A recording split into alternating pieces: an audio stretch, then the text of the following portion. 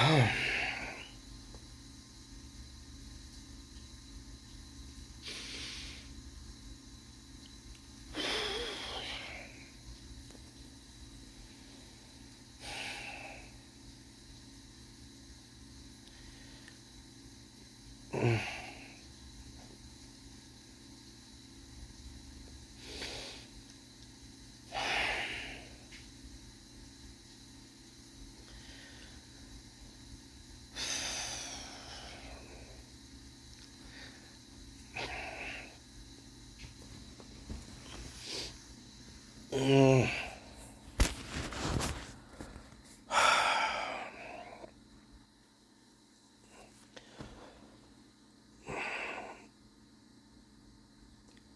brother Ron passed away this morning. You may have seen it, asked for mercy days ago.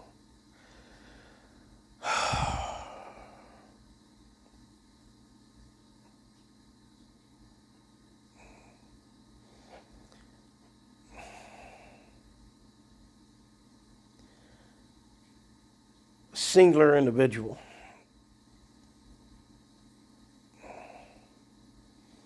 One of the best men I've ever met.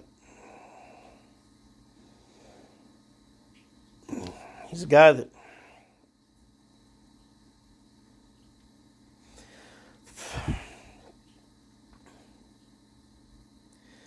accepts you for what you are.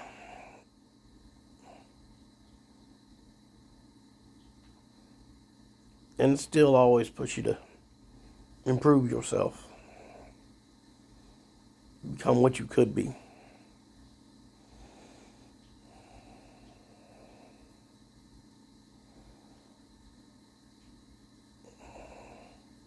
Said it more, I said 1,000 times.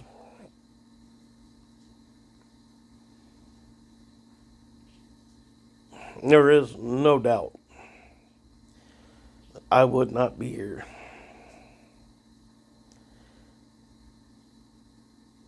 Or at the very least, if I was even alive, I would have been in prison. If not for him.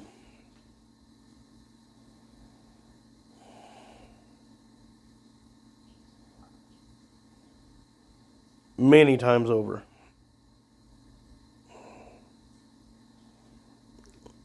Saved my ass from myself. Which has always been my biggest foe, is myself.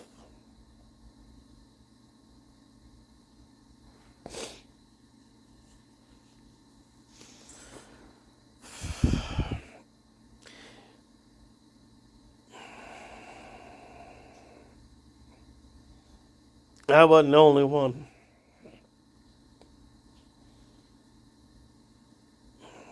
Countless times. I watched him extend himself way past where I would have. Most times I wouldn't have cared at all. To be honest, I don't like most of you humans.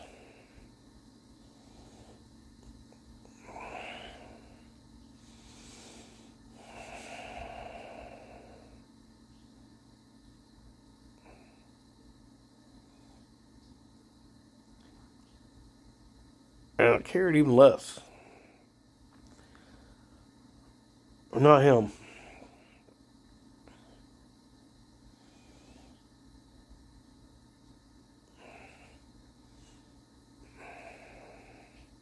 Give the shirt off his back, the food off his plate, money out of his pocket.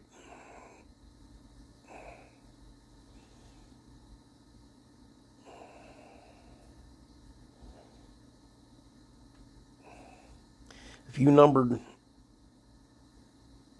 among his friends, then you were truly, truly a blessed individual.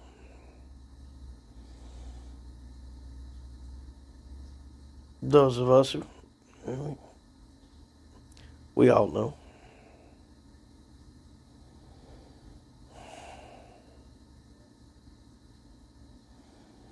I'm glad it didn't drag on forever.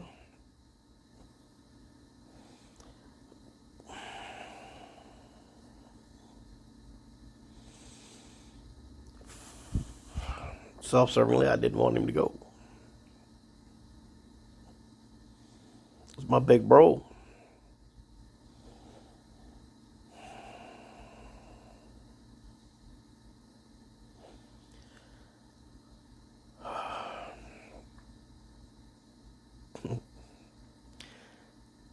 I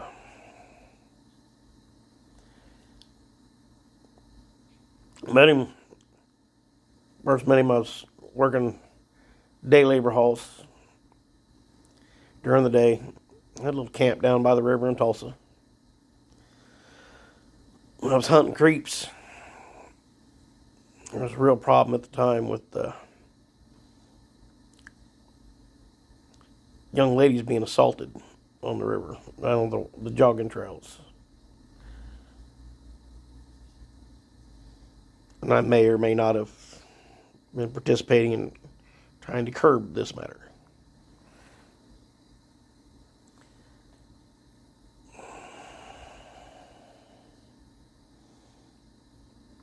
And it proceeded into other things, blah, blah, blah.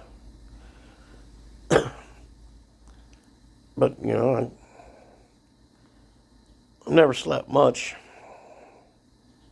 But then, back then, it was 2 hours a night, maybe. You just go out, back-breaking physical labor, go wash myself down by the creek, do a little bit of scouting, hunting, take a nap, then head up to the day labor hall. Those of you who don't know, day labor hall is a place you show up. It's not quite first come, first serve, but first come, best shot. And you're going to do all the jobs that nobody else wants to do for the lowest pay, blah, blah, blah. Worked for me at the time.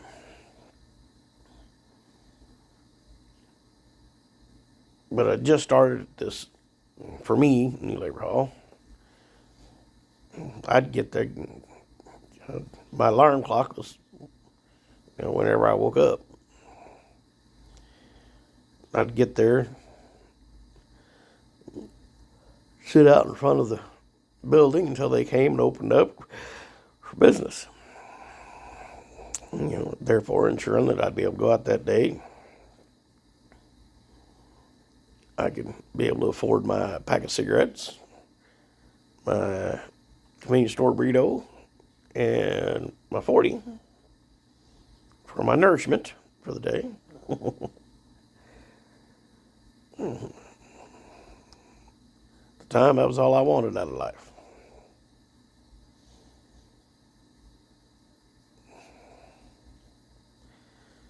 It started because he was used to getting there before everybody else. He worked for him. He was a driver and dispatcher.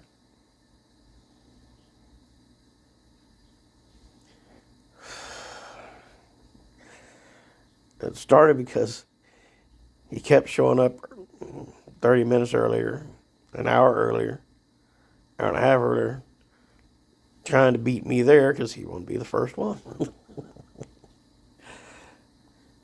And it was the middle of winter, probably kind of like it is now. It was cold as hell.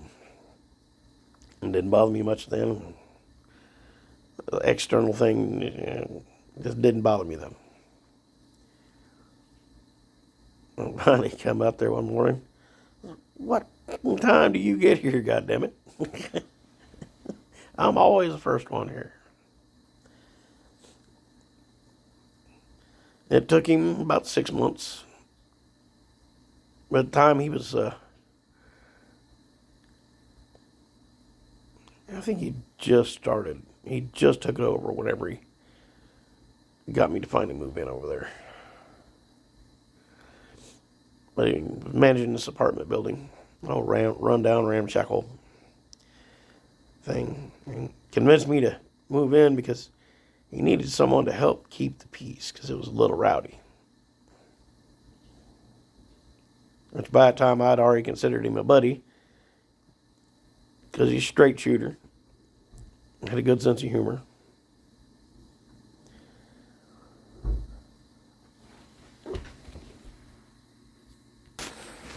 It was a mailman.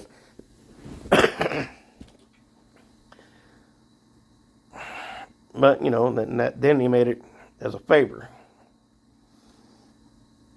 And then he worked on me for doing something besides just doing day labor work. It took him a while. I've been known to be stubborn from time to time. Finally convinced me to came in as a driver / gargoyle.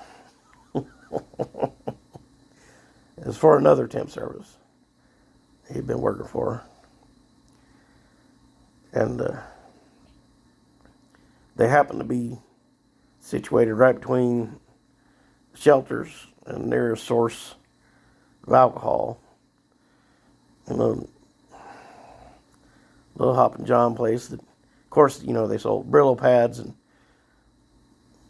fake roses in glass tubes. You know, great area for that, huh? If you know what that's used for, then you know. But they just gotten rid of, had to fire the driver because of the situation. And he was what they used to keep the dealers off their guys, at least until they had time to go cash their, what we call chump checks.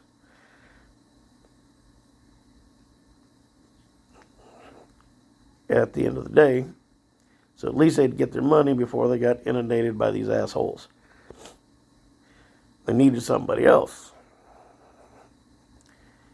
And Ron talked Mark into it being me. I kind of had a reputation. And then him and Jason decided, well, since you're doing this, you might as well become a dispatcher. Blah, blah, blah. Headed on. They got their way. Slowly but surely, I don't know how long. It took a while. Sometimes, including him having to get some help and manually restrain me, give somebody time to get the fuck away so I didn't do anything, get myself arrested. A lot of times it just took him being an ear.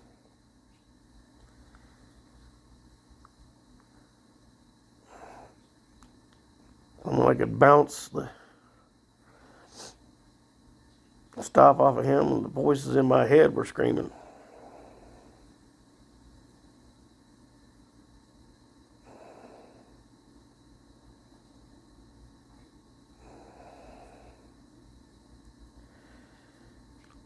He helped me become a human being. And then to want to be a better human being. Not because of him, but because I wanted to be a better human being. He gave me self-respect. Taught me that there was something more.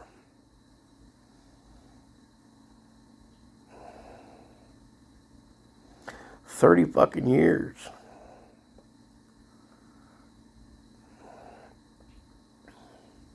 Never asked for anything from me.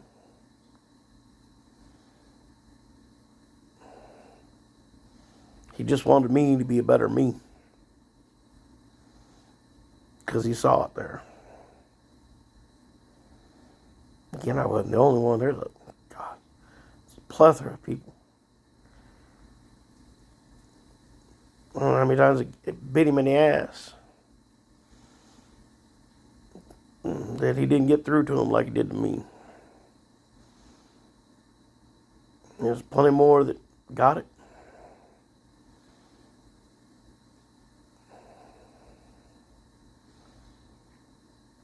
It was always a safe haven. Even if mine, a little safe haven to go hang out and communicate with people. I had to have a fan because, you know, I only smoked right-hand cigarettes. Never been a big fan of the left-handers. So they put a fan behind my chair in his house so that I could come over and socialize and not have to have that stuff in my face all the time. It's just a really cool thing.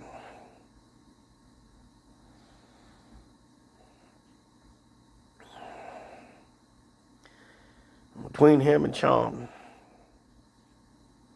And there's other people help too. But they were the big ones. Now they're both gone.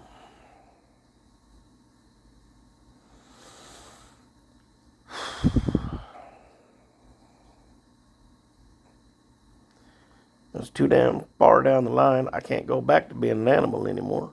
Too old. I can't go hunt creeps. And I wouldn't if I could.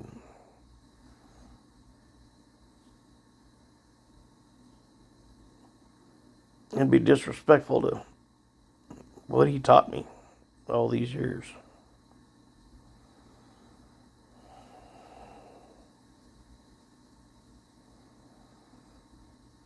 I love you, brother. Godspeed and pleasant journey. Sun always shine on your face.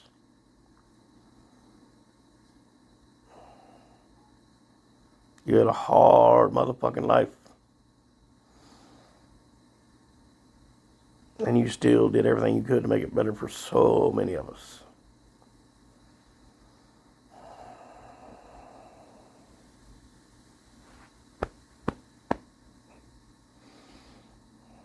Never forget you, man. Love you.